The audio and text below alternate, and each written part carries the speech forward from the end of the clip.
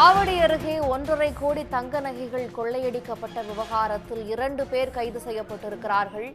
நகை கடைக்கு வந்த 4 பேர் துப்பாக்கி முனையில் மிரட்டி உரிமையாளர் பிரகாஷின் கை கால்களை கட்டி இந்த கொள்ளை சம்பவத்தில் ஈடுபட்டிருக்கிறார்கள். இது பற்றிய விவரங்களோடு செய்தியாளர் மூர்த்தி இணைகிறார். மூர்த்தி, இந்த நகை கடையில் கொள்ளையடித்த இருவரும் அதே பகுதியில் நடந்த இன்னொரு கொள்ளை சம்பவத்தில் ஈடுபட்டவர்களும் ஒருவர் தானா? இவர்கள் பற்றிய விவரங்கள் எல்லாம் என்ன? இந்த மாதம் 15ஆம் தேதி ஆவடி அருகே முத்தா புதுப்பேட்டையில் உள்ள பிரகாஷ் என்பவருக்கு சொந்தமான கிருஷ்ணா ஜுவல்லரியில் 4 பேர் கொண்ட கும்பல் துப்பாக்கி முனையில் 1.5 கோடி ரூபாய் மதிப்புள்ள நகைகளை கொள்ளையடித்து சென்றுள்ளனர். அந்த குற்றவாளிகளை ஆந்திரா, ராஜஸ்தான், மத்திய பிரதேசம் உள்ளிட்ட பல்வேறு மாநிலங்களுக்கு 8 தனிப்படைகள் அமைத்து குற்றவாளிகளை தேடி வந்தனர்.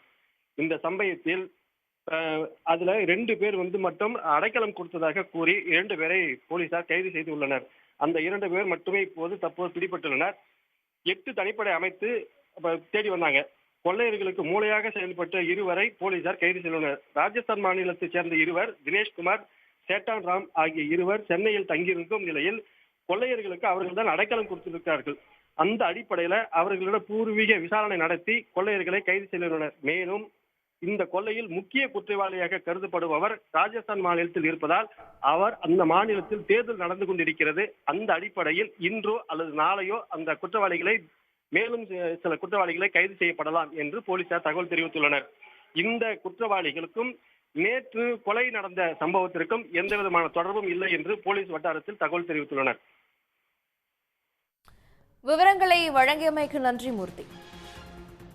உடனுக்குடன் செய்திகளை தெரிந்து கொள்ள சன் நியூஸ் பெல் ஐகானை கிளிக் பண்ணுங்க.